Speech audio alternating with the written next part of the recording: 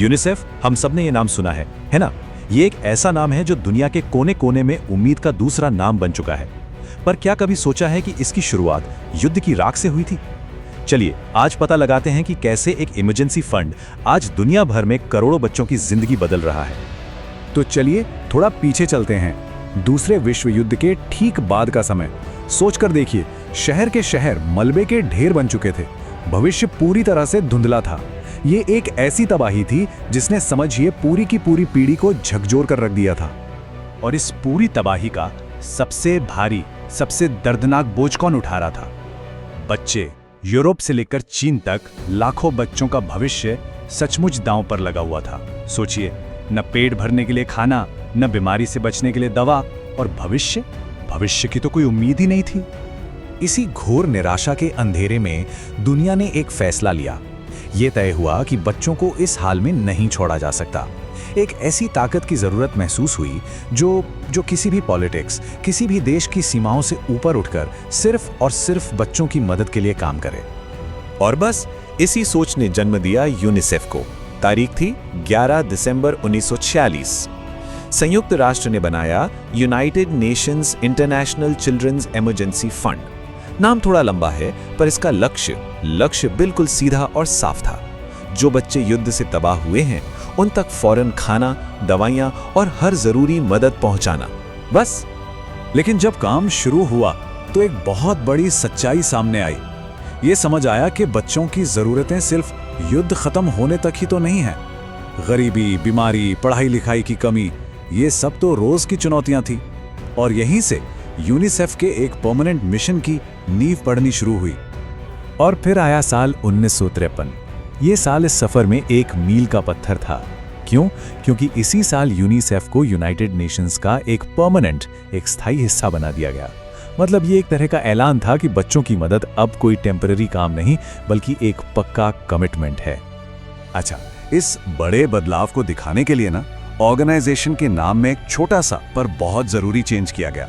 नाम में से इंटरनेशनल और इमरजेंसी, ये 2 शब्द हटा दिए गए।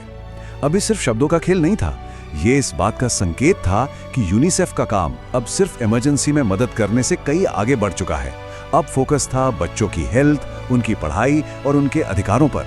हाँ, एक मजे की बात यह है कि शॉर्ट फॉर्म यूनिसेफ ही पॉपुलर रहा। तो उस ऐतिहासिक बदलाव से लेकर आज तक यूनिसेफ का मिशन कितना बड़ा हो गया है, चलिए एक नजर डालते हैं कि आज ये ऑर्गेनाइजेशन हर एक बच्चे के लिए किन किन लक्ष्यों पर काम कर रहा है।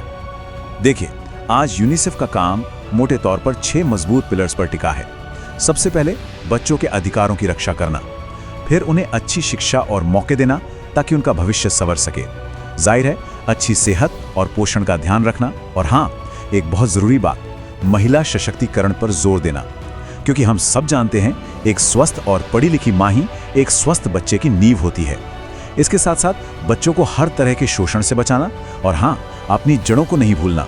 मतलब किसी भी मुसीबत या आपदा के समय सबसे पहले मदद के लिए पहुंचना। अब ये तो हो गए बड़े बड़े ग्लोबल लक्ष्य, पर सवाल यह है कि इन्हें जमीन पर कैसे उतारा जाता है। इसे समझने के लिए अपने देश भारत से अच्छा एग्जाम्पल और क्या हो सकता है। आइए देखते हैं कि भारत में यूनिसेफ का सफर कैसा रहा है। आपको पता है, भारत में यूनिसेफ का काम 1949 में ही शुरू हो गया था, मतलब देश की आज़ादी के बस कुछ ही समय बाद। तो ये एक बहुत ही लंबी और कह सकते हैं बहुत गहरी पार्टनरशिप रही है। अब भारत इतना बड़ा और विविध देश है, तो यहाँ यूनिसेफ ने कुछ खास एरिया पर फोकस किया है, जैसे कि साफ पानी और सफाई, जिसे वॉश प्रोग्राम कहते हैं, लड़कियों की पढ़ाई को बढ़ावा देना।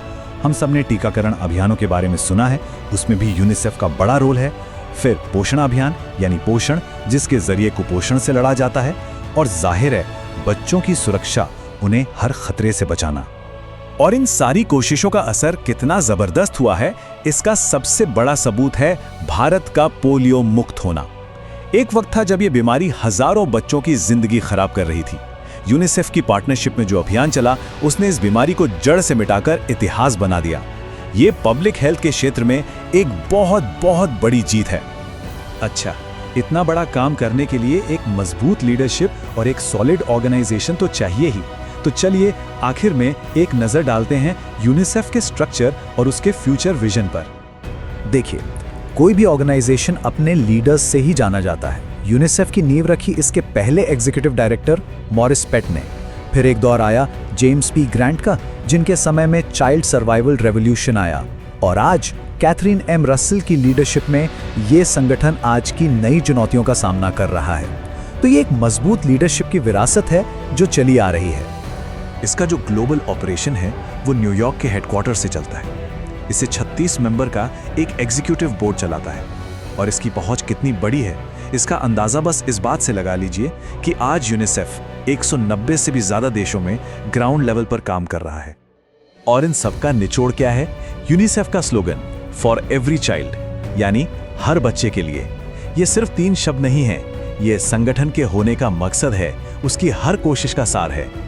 तो आखिर में एक सवाल सोचना बनता है, हर बच्चे के लिए इस वादे को हकीकत बनाने के रास्ते में अगली सबसे बड़ी चुनौती क्या होगी? क्या वो क्लाइमेट चेंज है, या फिर डिजिटल दुनिया के खतरे, या बच्चों का मेंटल हेल्थ? जो भी हो, यूनिसेफ का अगला चैप्टर इन्हीं सवालों के जवाब में लिखा जाएगा।